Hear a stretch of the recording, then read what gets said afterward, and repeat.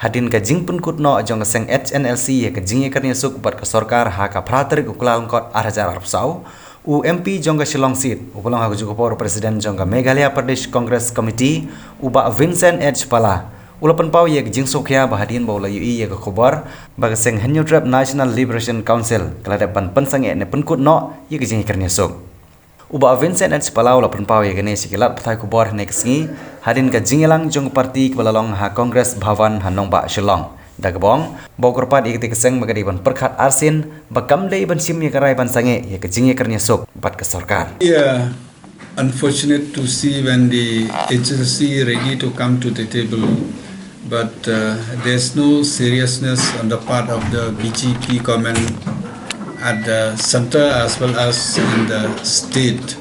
So it's very unfortunate. If you see in all these issues, the government big promises in the manifesto, whereas when it comes to reality, they always don't care for the people of Northeast. Had these issues be in other states, you see what happened in Assam. When Tarun Gogoi was there, he brought Alpha to the negotiating table, and Assam is prosperous, Assam is doing good now. In between also, when the Congress was in power, we tried to minimize all the undergrounds.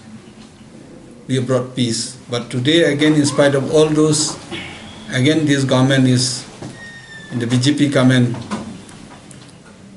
now they don't take it seriously.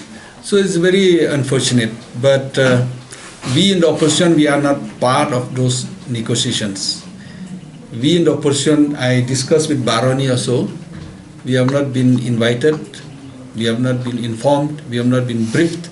So the details I think you should get from them rather from us. But it's very unfortunate to see that in spite of minimizing or rather stop the bloodshed, stop all the fighting, but now it has gone waste. So I think it's very unfortunate. Actually, there are two things.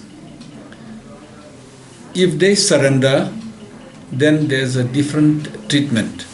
But if they negotiate, come to the terms and conditions within the constitution, I think the government should not make any undue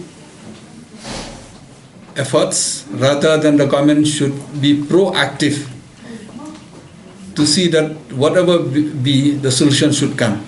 So I think I don't know, because in the conditions, like I said, we are not involved. What are the real conditions? We only saw it in the paper. I don't know, but I feel that we have to, every demand has to be negotiated. Every demand has to be discussed. So there's nothing impossible with the discussion. I think that the government doesn't take it seriously, and with discussions, I think during the discussion, because suppose like if they give amnesty, there's lots of terms and conditions also to be out of that.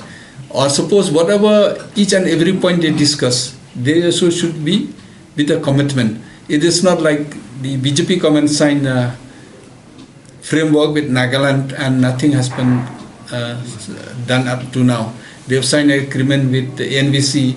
When the NVC, now I've seen they're moving the file for the forest development, nothing has been done. So I also follow so many things with the developmental works after signing the agreement. In spite of they're supposed to amend the 6th schedule, nothing has been done.